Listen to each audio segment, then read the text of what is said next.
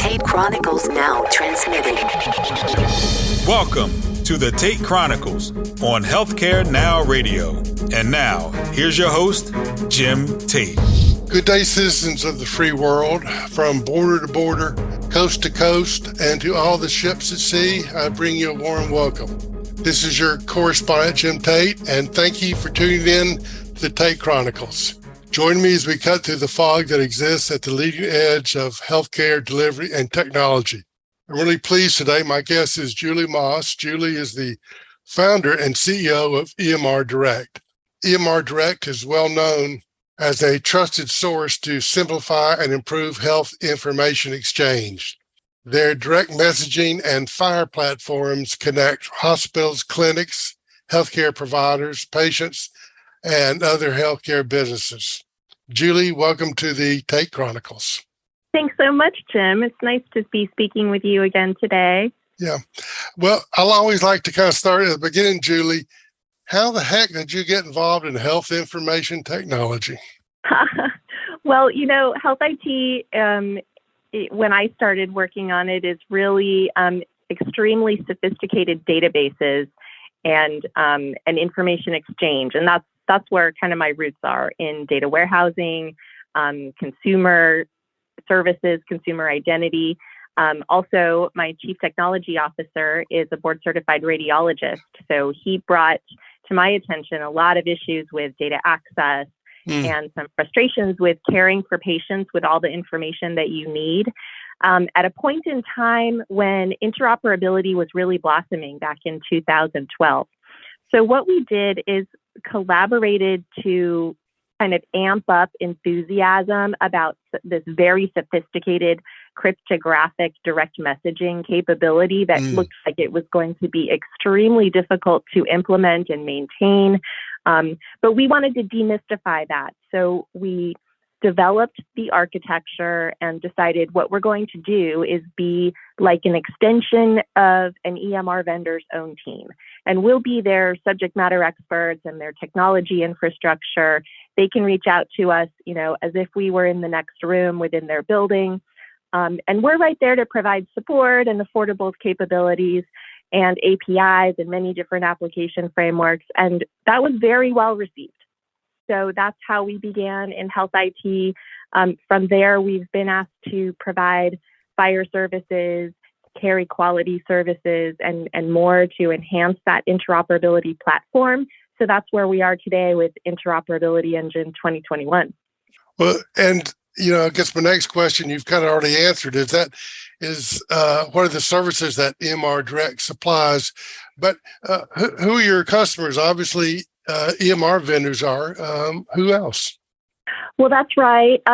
EMR vendors, certainly there are over 150 of those who've certified with us, and some who are application developers as business associates using direct messaging and FHIR infrastructure or digital certificates through us. As one of the certificate authorities that provides certificates to Sequoia initiatives like eHealth Exchange and Carry Quality, we service about half of the industry really through those certificates and identity services. The identity services that we first deployed in order to service our direct customers really helped us get into the business of providing certificates also for the Sequoia initiatives.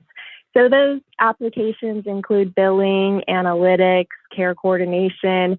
Anyone who needs to receive or send faxes with health data in them is now starting to use Direct for that, or using query-based exchange.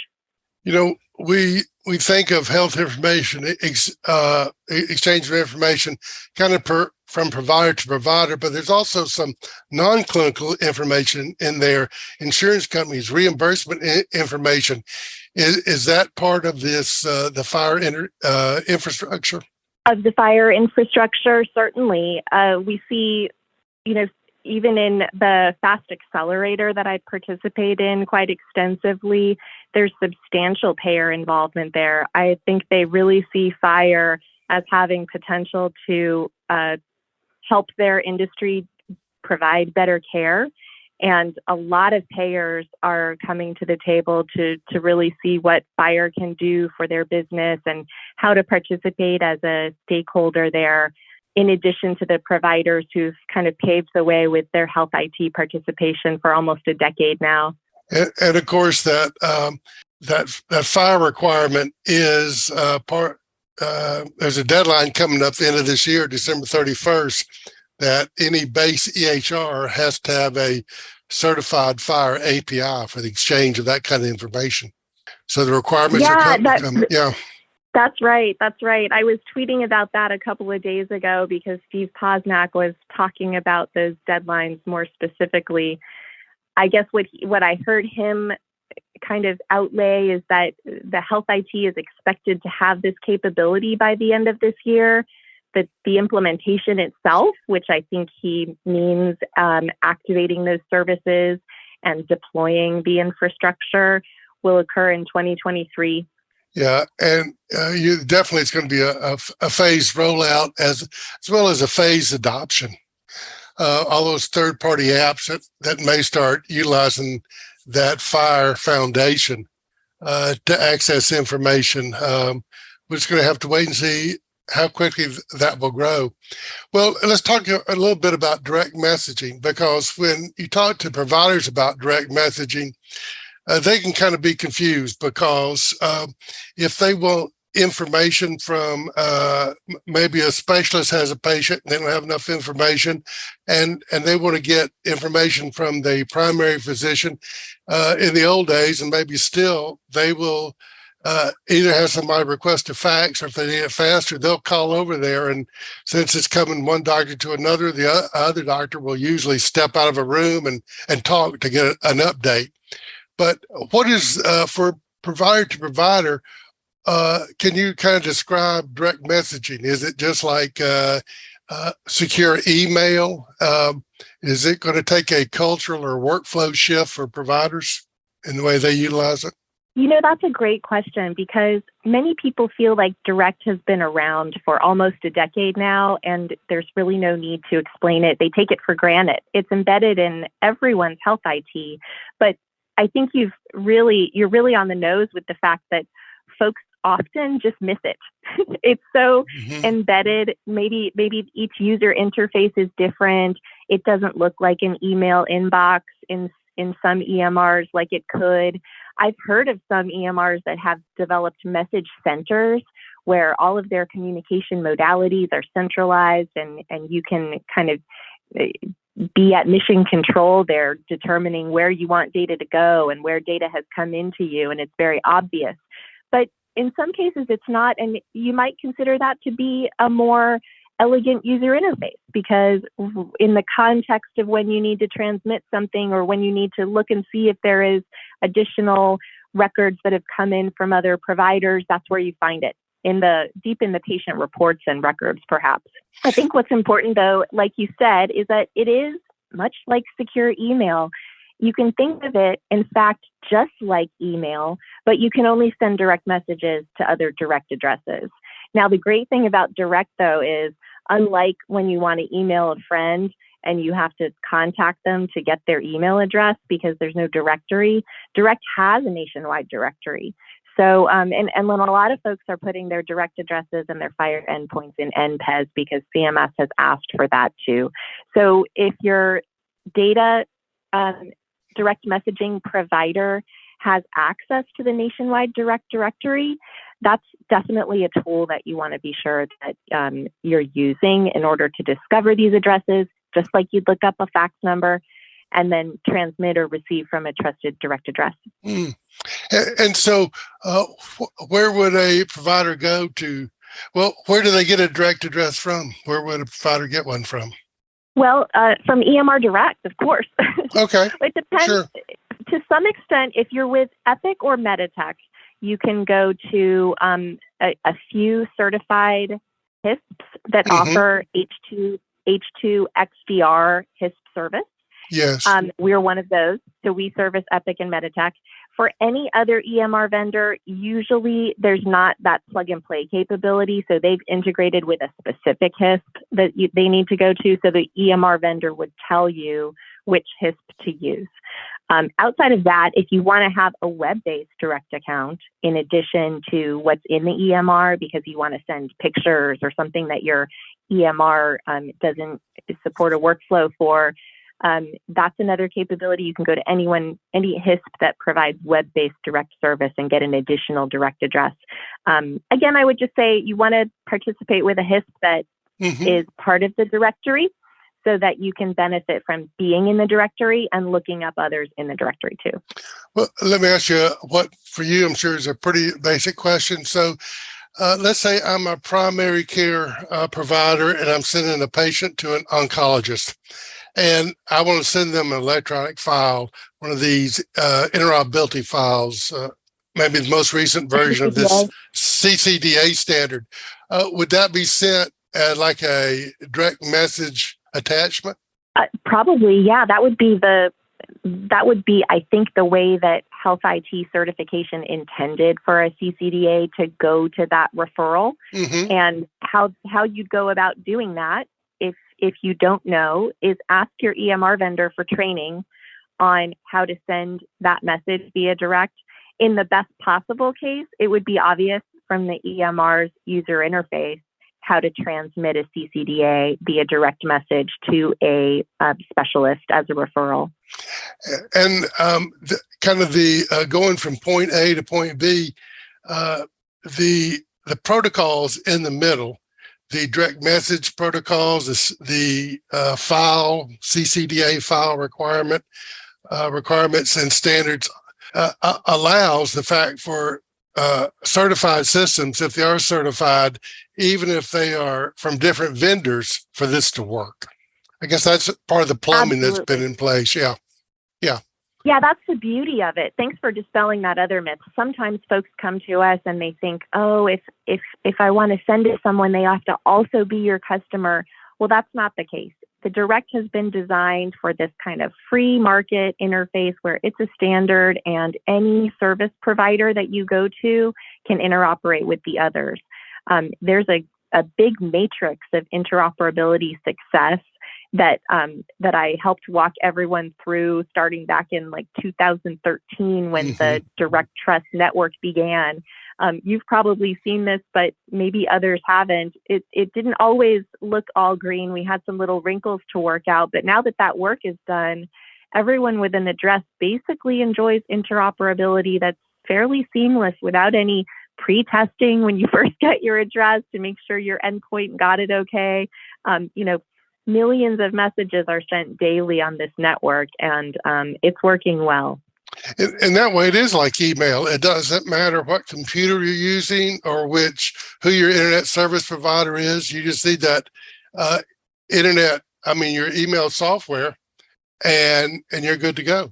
Yeah, it's a perfect analogy, really. The only exception is some file types maybe you need to check with your recipient to make sure it's supported or that it will go to the person you expect and be looked at by a human. But yeah, you can really use that analogy, except you can't send from a regular email address to a direct address or vice versa. Yeah. Correct. Yeah.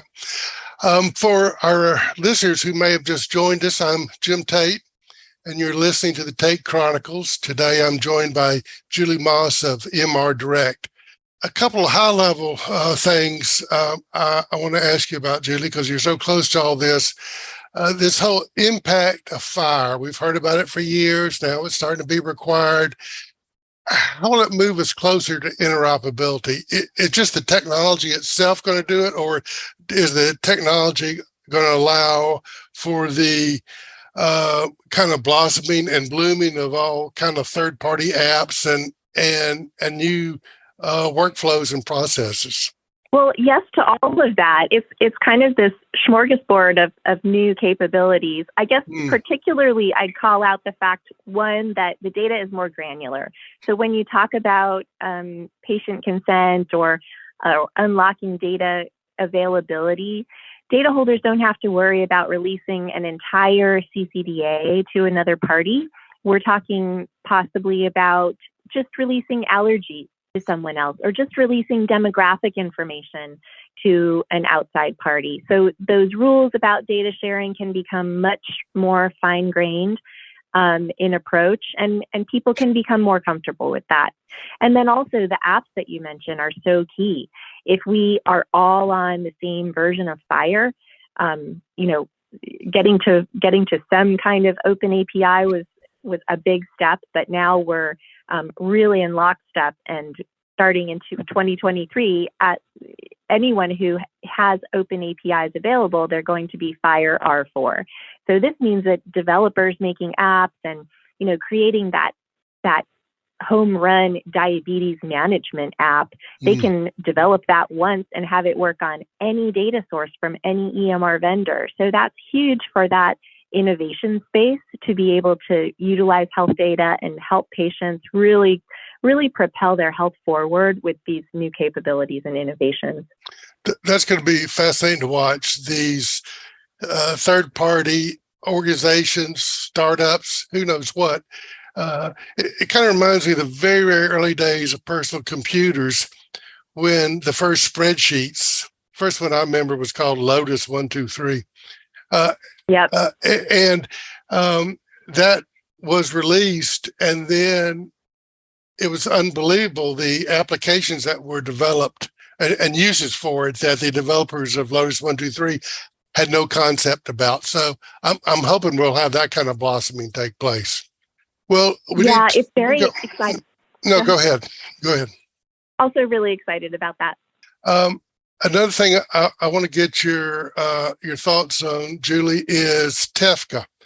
Now, TEFCA, I don't know, 15, 20 years ago, we had the first regional health information organizations, RIOs. Then we had health information exchanges, the HIEs. Some are regional, some are local, some are based on hospital systems, some can exchange data. But now TEFCA, which after about 4 years of work is getting closer and closer to reality as a way to request and exchange data from one side of the country to another. I didn't explain it very well, but to me, that's how I envision it. And so this is like the next big attempt at nationwide exchange of data. Anything you want to add to that, or how much of a promise do you think TEFCA brings? And is it a stepping stone, or is it the end point? Well, I think your description of it was fantastic, Jim. And from my perspective, I guess what I would add is that TEFCA has kind of already begun to work itself in and do its good work. We've been looking at it, as you said, as an industry for 4 years now, and it's been a North Star, and it's been it's been a destination that we've been wanting to get to. So I think a lot of the coalescing around what we would need to do to get there, and that work has already been happening. Care Equality has started using those IAL2 certificates like TEFCA prescribed in the last couple of years already. Folks in FHIR standards groups that I'm in talk about the TEFCA use cases and how we would get there, and that negotiation of federating or making reusable OpenID Connect credentials at a healthcare grade, and the patient matching demographics that would be necessary to enable business-to-business exchange in a TEFCA setting and a broadcast query. Those things have really been sprinkled all over our industry already. So I think it doesn't maybe matter so much how and when we get to TEFCA, because everyone is working together to make the promise of it a reality, I think, and have our typical healthcare IT operations look like the vision of TEFCA at some point in the future already. One of the things I really like about the TEFCA blueprint or skeleton is that once a provider, probably going to be through their EHR. Well, TEFCA, of course, being a network of networks. And so as long as you're able to connect to a network, you're connected to all networks. And so the ability of somebody a provider in South Florida to request information on a patient, and that information on that patient could be in New England, it can be in the Midwest, it can be in California. And those TEFCA requests will go through all those qualified health information networks and retrieve that information. I mean, it's you kind of wish we could have started there, but we had to have these other attempts as building blocks. I guess in some countries that have universal health care and one EHR system is kind of built in. We don't have that here. So there had to be something developed like TEFCA. Some of the things I like about TEFCA is it's backwardly compatible.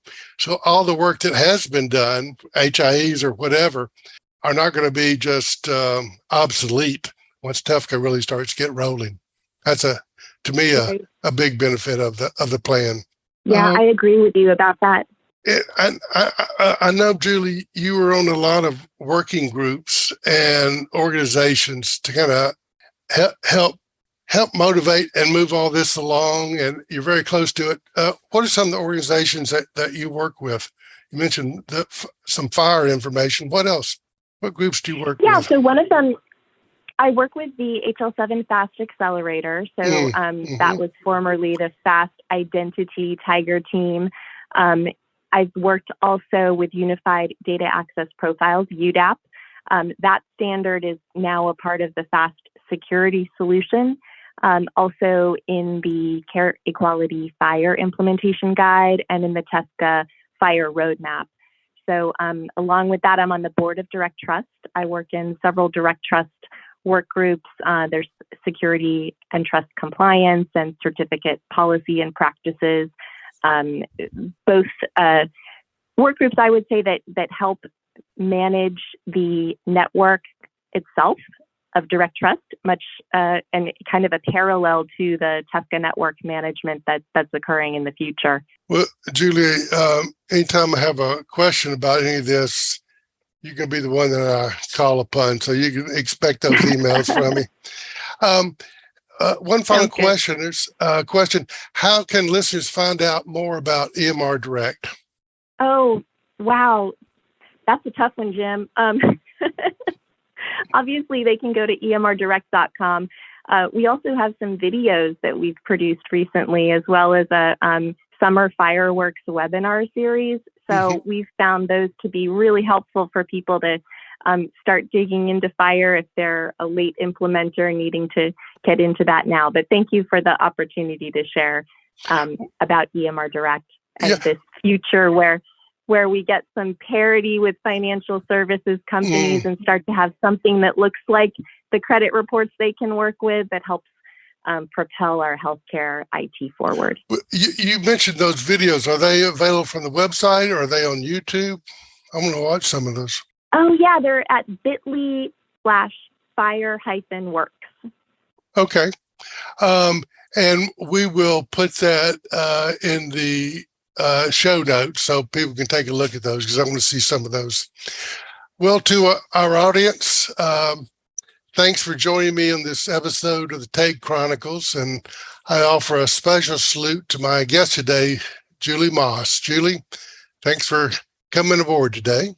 You bet, Jim. Thanks so much. Great to talk with you. A pleasure working with you. You can find more information on this show's program page at healthcarenowradio.com. Until we meet again, here's wishing you smooth sailing and safe harbors. Tate Chronicles transmission ending now.